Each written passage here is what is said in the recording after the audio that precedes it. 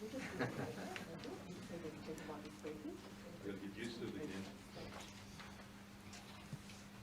is an early start though, even by our standards, I think. Thank you. Very good. Thanks so much for joining us. We're here today and I want to acknowledge all the staff from Peninsula Health. They do an amazing job supporting the health and wellbeing, the safety, the life opportunities of so many people in this part of Melbourne, and we're very grateful to all of you, and please pass on our thanks to all of your staff. It's been a very challenging year. To be COVID safe but also provide healthcare has not been easy, and you know, to think, I don't know how many times I've visited Frankston as the Premier of our state or in other roles, but there's so much happening in Frankston. Paul Ebrook is here, Sonia Kilkenny as well, and the Deputy Premier joins me. The amount of investment, the amount of activity in Frankston is something that makes me very, very proud. But we know that we can and we must do more. And the report that was handed down yesterday and all the recommendations within it, as well as the 9 recommendations from the very first report, is a call to action to save lives, to build a much better system, to actually build a system that works, to build a system that's not a bunch of disparate services, but a connected system that acts as a safety net, but also promotes good health. It isn't just about dealing with crisis, it's about being close to home, being local and getting to people early, rather than waiting for things to escalate into very, very challenging periods of time in people's lives. They're called a mental health crisis for a reason. That's to be avoided. The work of community mental health in facilities just like this one is so important for literally hundreds of thousands of Victorians every single year, and their families and their carers. It's a workforce that's dedicated. It's a workforce that no one's ever questioned the quality and the hard work that they do. We have to give them a system, including buildings and budgets, that match their commitment and their passion, and that's exactly what we will do. I'm going to ask the Deputy Premier to speak about a number of investments that we're making, 6 sites that are called out as priority areas for investment, and we are not wasting any time on this. We've already funded and are in the process of delivering on each of the 9 recommendations that were made from the very first report, and we will tick off each and every one of the recommendations, the 65 of them that came to us yesterday, in a methodical way. This investment is critical. Its time has come. This momentum is undeniable, and we need to make sure that we are doing everything we possibly can to give to our dedicated staff the facilities, the budgets, the support that they need to in turn change lives and save lives. That's what mental health reform is all about. It's all about people. This is a very personal thing and something that we all need to be absolutely signed up to. To speak more about those 6 sites and the investments we're going to make, I'll now ask the Deputy Premier and Minister for Mental Health to do that. And then, of course, we're happy to take any questions you have on these or any other issues. Terrific. Thanks, Dan. So the Mental Health Royal Commission final report was handed down yesterday. This is day 1 of delivering on that final report and rebuilding our mental health system in Victoria.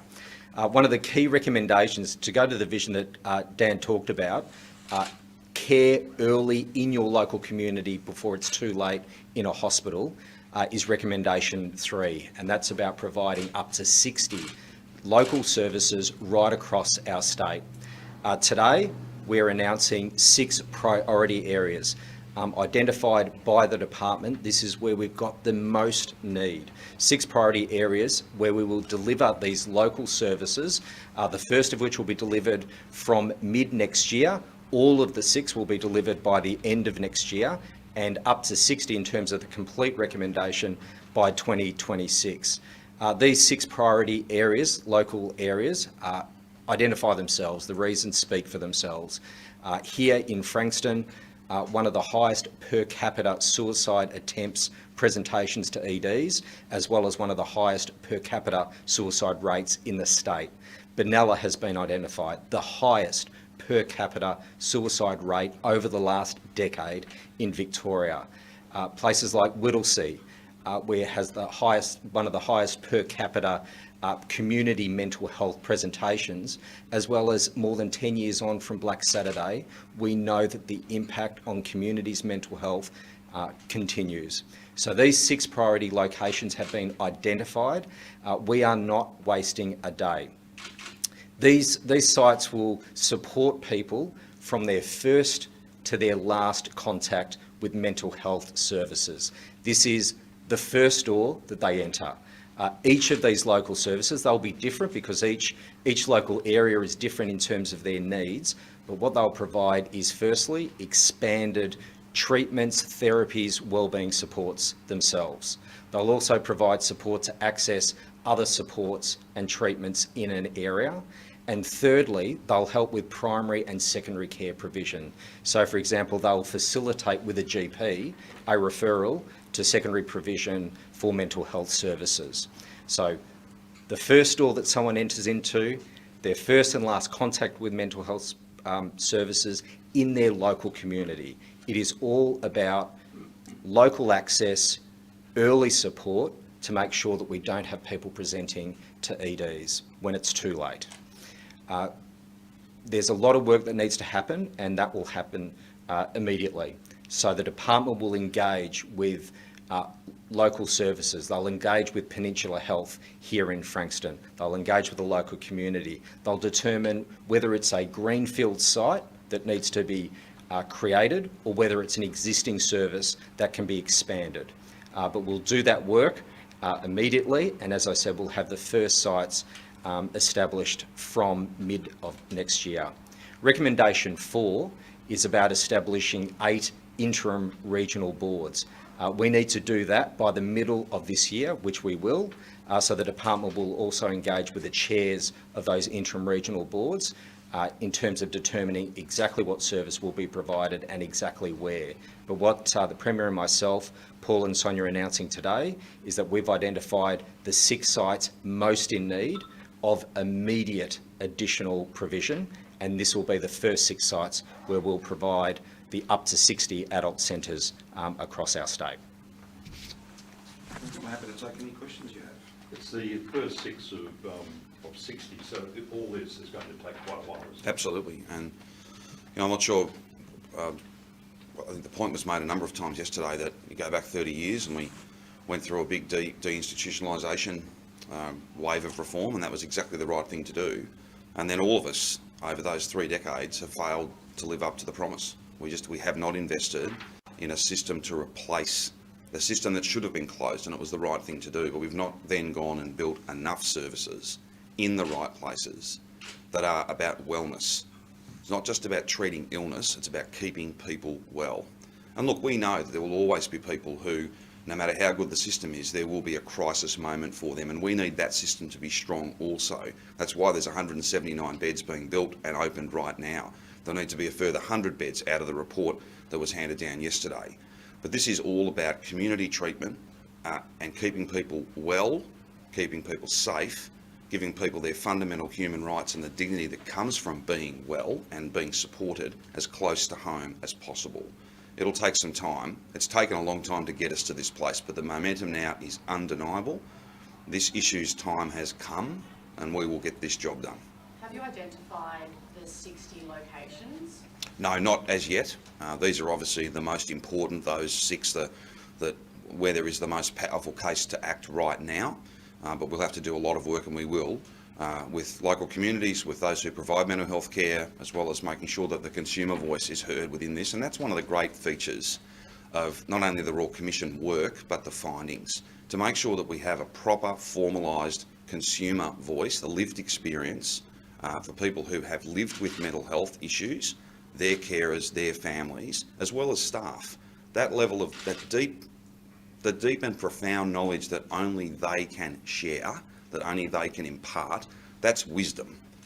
And if you invest in that, I think you get a massive return. But there's a lot of work to be done over these, and it won't be 1 year or one budget. It's going to be a long-term project. It needs to be, because it's everybody's business. And it will be expensive, so have you still, yesterday this was put to you about how are you going to pay for it?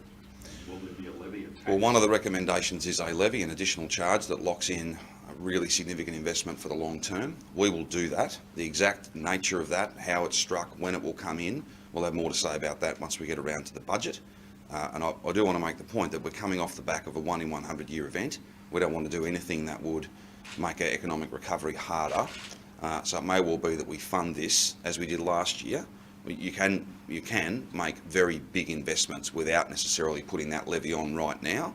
But again, a long-term project needs long-term secure funding. And this will not be cheap. You're absolutely right, Dennis. But at the same time, the cost of failure, we're all paying that now. And it is an enormous amount of money that we spend for a system that doesn't work. That doesn't make any sense to me. So we'll have more to say about how all of this will be funded when we get to the budget in just a couple of months. What is Could be the a double. initial amount of funding for these 6? Well, James might be able to speak to that. So that will be determined over the next several months. So, as I said before, some local areas will determine that there'll need to be a greenfield site, so a new facility. Other areas, there'll be an existing service where we can expand, and it will be one of the 6. So that will be determined over the next few months as we work out exactly what kind of service is needed, what's the extent of the gap in provision. So we've identified the areas most in need, and as I said, they speak for themselves in terms of what will be delivered. We've got to work through that over the course of the next few weeks and months. But we'll have the first of these opened from mid next year, and all 6 of them opened by the end of next year. There'll also be it's a variety of ways in which we'll support the local community, from telehealth, digihealth, a physical space, as well as in-home care in local communities. Has anyone explained to you why these areas are the worst, if I can put it that way? Or in most need? It's a good question, Dennis. It's a combination of gaps in provision. One of the key themes identified in the Royal Commission, the Federal Government's Productivity Commission, is this massive middle, this gap that means that tens of thousands of people miss out on support. They're too sick for primary care, and they're not sick enough to get support through the hospital system. So these are areas where there's a combination of gaps in provision, gaps in services, as well as there might be other factors at play, whether it's socio-economic, whether it's in the Whittlesea region, for example, the ongoing impacts of Black Saturday. So there'll be a variety of reasons as to why we have higher levels of suicide in Benalla compared to other parts of regional Victoria, in the Latrobe Valley, which is another one of the priority sites. So there'll be a variety of reasons as to the why. Part of it is service gaps. The other part might be other reasons in those local communities: alcohol and drugs, family violence, etc. Just in terms of the levy, back to it, Sure. we've obviously been waiting for this report to come down for quite a while. You flagged that a levy is coming. Everyone knows that it's going to be expensive. Why are we still kind of waiting for the detail for such an important levy being put on Victoria? Because it's a very large piece of work, and when we're ready to share the results of that work, we will. I just want to be clear, this is exactly what we said we would do. A bit over 2 years ago, I stood up during the election campaign and I said, we will have Australia's first Royal Commission into our mental health system. That'll take some time. 2 years later, the final report's been handed down, and all the way along from the moment I announced it, I said we'll implement every single one of the findings. In terms of timing, I think whilst Victorians, I'm sure, are keen to get answers to lots of these questions, the same point though is I think Victorians would want us to make these reforms, make these changes, make these investments, cognizant of the impact of last year. Last year was not an ordinary year. It was a 1 in 100 year event, and we have to factor that in terms of the impost, in terms of the economic recovery. I think that's exactly the right way to go, but we'll have more to say on all of those issues, not just how much that will be, how it will be levied, how much it would raise, but also we'll have more to say about how we're going to implement all of these recommendations, a timeline, a work program, if you like. So that'll be there in good time, but only having just received the report, we've got to do lots and lots of work to work out exactly what can be achieved and over what timeline. And look, the Royal Commission's given us some guidance in some of those areas, but they've also given us the flexibility to make this work, because even though we're building a new system, we still have to run the one that we have now, which is not easy to do both. But I think we're equal to that, and I think that this picture will fill out throughout the course of this year. Is there a point you need to see the economy get to, Premier, before you're comfortable putting a levy or tax on? And further to that point, the Liberals have said they'll oppose a levy. Will you take it to an election before implementing it? Well, we did. We took this issue to an election 2 years ago, and we said we'd implement every single one of the findings, and that's exactly what we're doing. If this is not something that's agreed across the political divide, well, that's not a matter for me, that's a matter for others. You're either equal to this moment or you aren't. You're either up for this reform, which is not easy. Important work never is. This is about saving lives and building a system that every Victorian can with confidence turn to and know that a loved one can turn to this system. It won't be done cheap and it won't be done quickly, but that's the nature of really important work. Will there be room for public consultation on the levy, or is it the government's going to come out with a plan and that's that? Well, we'll have more to say at the appropriate time. Is the model for the levy decided on, or is it just a matter of time and then waiting until the economy is in the right point to put an impost on? No, I think it's probably a bit of both. There's further work to do to settle on a model, and there's also the obvious impacts of last year. I do just want to make the point, particularly for those who live in this system and work in this system every day, whether that's imposed now or at a point in the future, that will not impact the amount of investment that we make in this year's budget. It didn't impact the amount of investment we made last year, $850 million or thereabouts for last year's budget. We'll have a very big investment in mental health this year.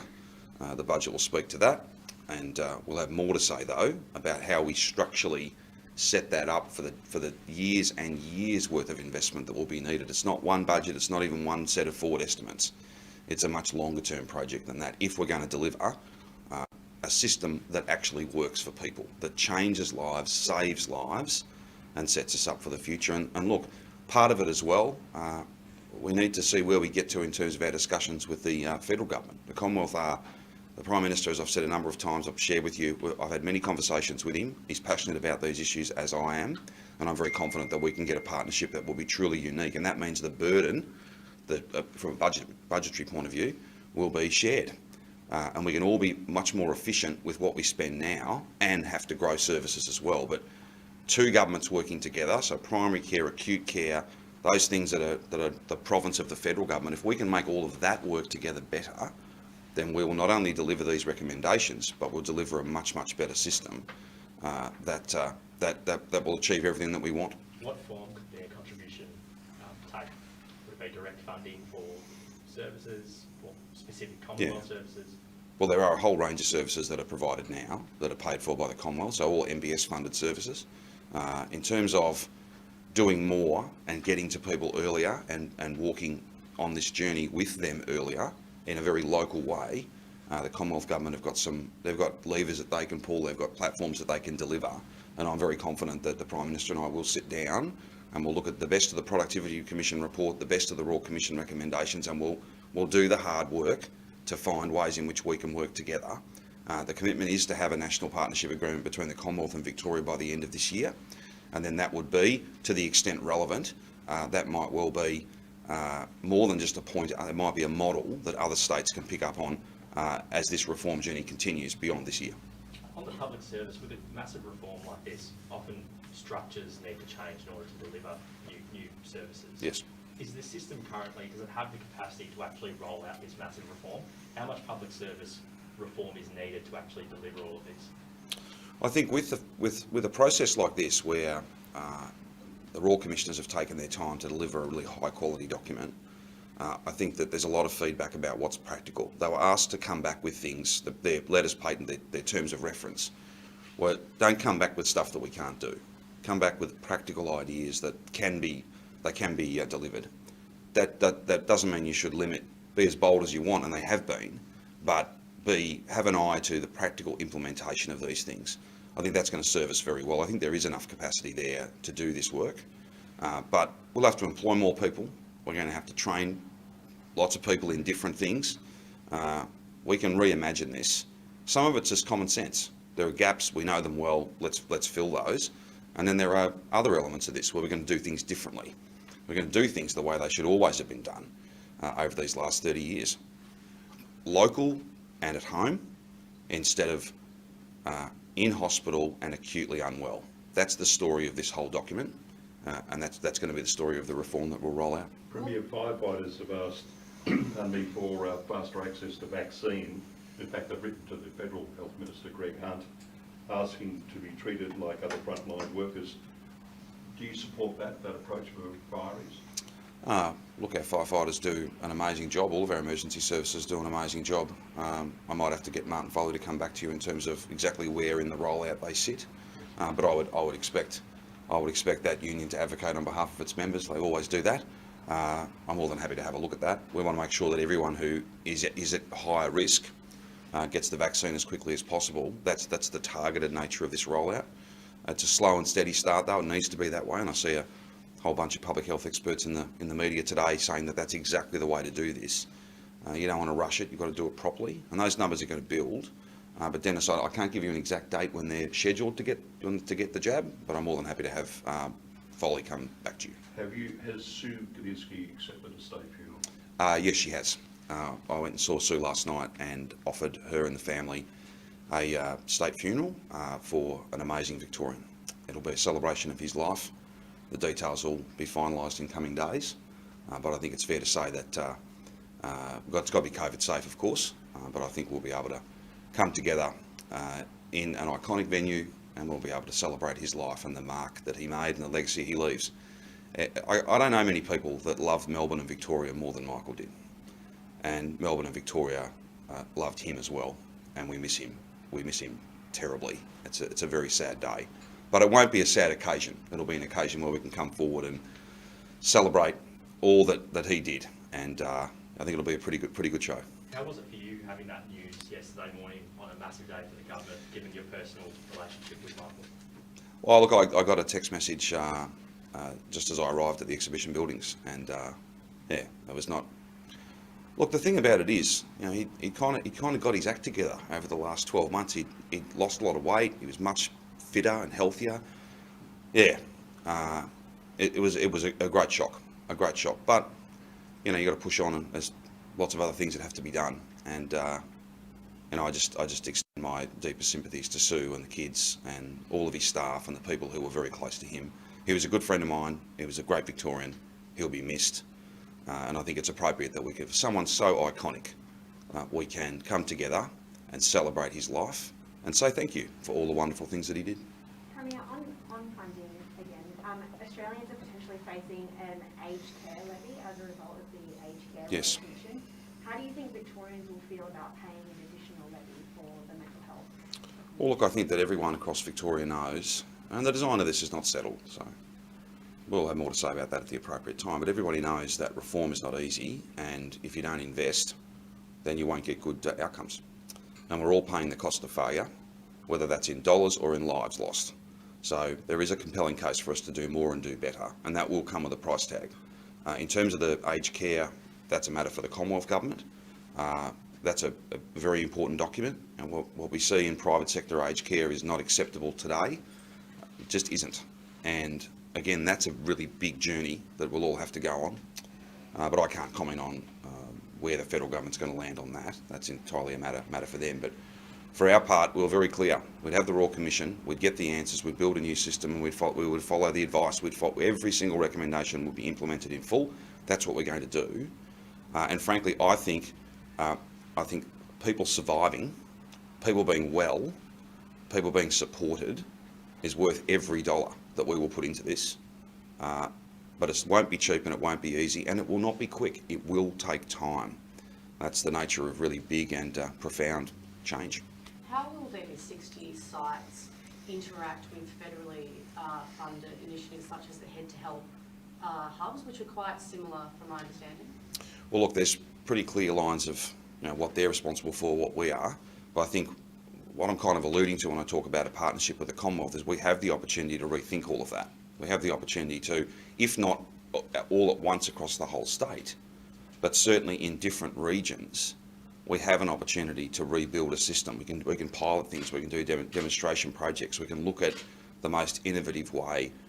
For instance, there's a whole lot of fee for service, so it's activity-based funding. You could do a cash out in a given area and fund a number of positions that weren't about the client, the consumer coming to you. It was about you going out being much more assertive, that home-based outreach model, and supporting people to be well. That's where there is a really unique opportunity between our government and the Commonwealth government to do some quite common sense things, but also some reform that's much more complicated, but I think would deliver amazing outcomes. So how all of it connects together, the good thing about it is, I know the Prime Minister is up for this, we certainly are, and as you look at the sort of, much of the commentary yesterday from people who know this sector very well and its many failings, this is the time to do this. Absolutely. Will these sites be chosen just based on current need and these current trends that we're seeing? Or will you also be looking at, growth corridors, where we're going to be seeing people living in the future? Because that's obviously a big issue. Yeah, it is. Somewhere close. We have to try and get, not only do we have to catch up, we've got to try and get ahead of that demand so that we're building services that can grow and change as the local community does. There are many, many gaps in regional Victoria.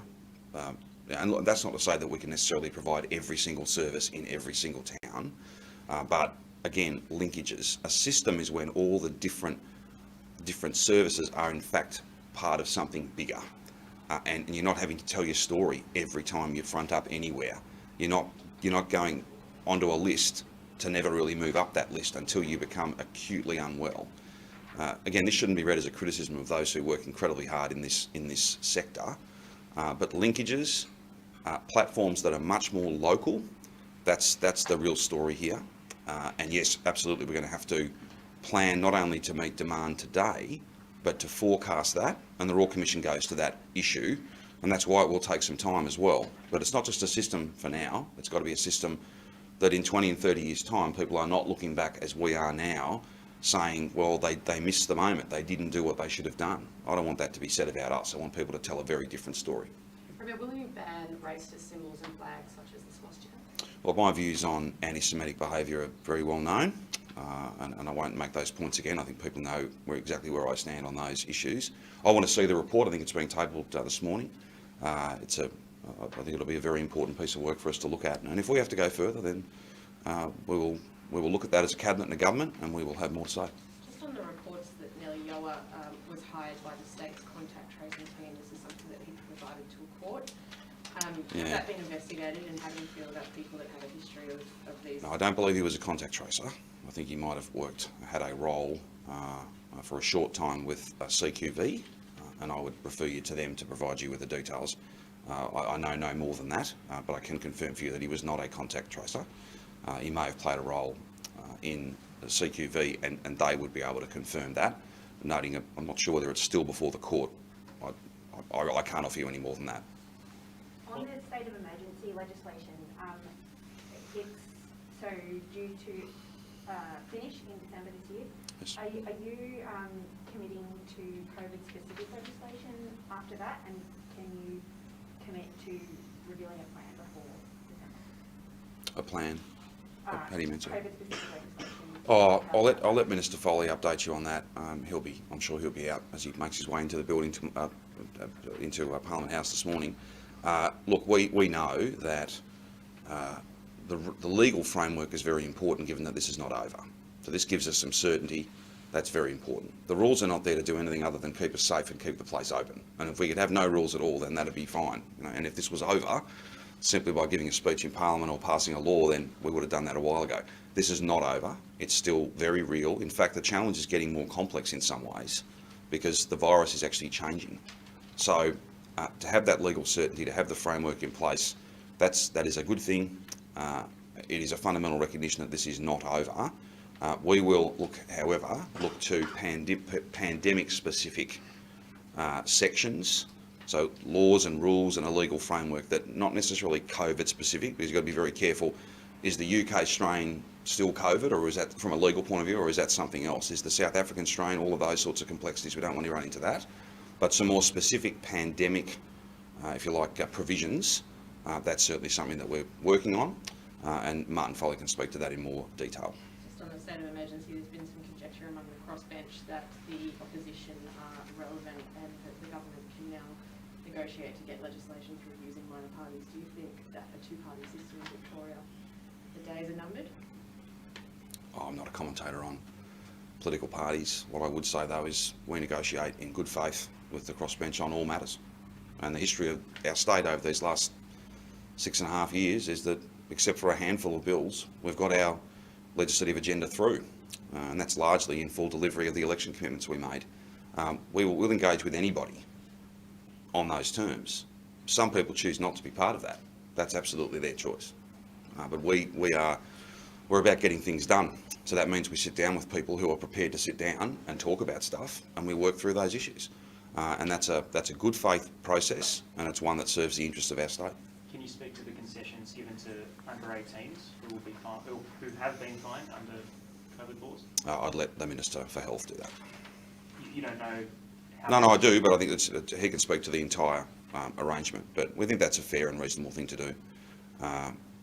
You know, if you are vulnerable, there are already provisions, and it's just a matter of really just focusing in on those things. If you're vulnerable, then that should be part of any decision-making process. I would just make the point again that many more warnings were issued than fines, but there are well-established review processes. People can go and have the issuance of the fine reviewed based on their circumstances.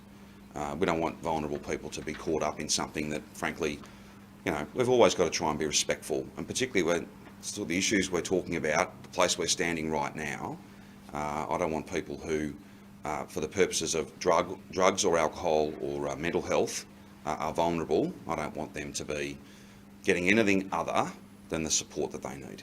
So it won't necessarily just be a set lower figure, it'll come down to an individual circumstance? Well, I'm talking about this. There are some pre-existing arrangements for review, and if you're vulnerable to, you know, to have any fine that's issued looked at, the Minister will be able to speak to you in more detail about that. Just one on the Fox family, Premier. I know you spent a lot of time in question time yesterday on it. The conflict of interest rules say that if you're a family member, obviously you need to recuse yourself from a policy decision. If a family member's invested in a company, that's one thing. If you're a close personal friend of someone involved in an entity or business that the government is making a decision about, that doesn't fall within the conflict of interest rules. But do you think it's a fair question to ask whether a cabinet minister or a premier should declare that friendship when a policy decision is being made, or do you believe that your colleagues understand your relationship with the Fox family and it's a known quantity, and therefore it doesn't really need to be addressed? Well, what I'd say to you is we act on advice. So when it comes to processes, departmental officials, they do that work. These matters, any matter like that is always referred off to the department to be actioned, the work is done, and they'll come back with advice on whether you should go one way or the other. I act appropriately in all of my dealings with everybody. That's part of my job. And, you know, as to questions, whether a question's fair or not, I'm not the arbiter of that. I just try and answer them as best I can. I do find it a bit curious though. The 1 minute me and my government has a toxic relationship with business, the next minute we're too close to business. Really, we're about getting things done, but we always do things properly. Probity is very important, process is very important, and that's exactly why departmental officials do this work. Cabinet will make decisions about various things, but we again do so in a well understood framework. You still have the executive decision-making power behind you, though. Cabinet can overrule departmental officials if they choose to. Well, or Cabinet can uphold those things. That's part of the Cabinet process. But you know, whether it was seasonal worker and overseas student quarantine at Avalon, which we said no to, so you know, so much for a cosy relationship. The answer was no.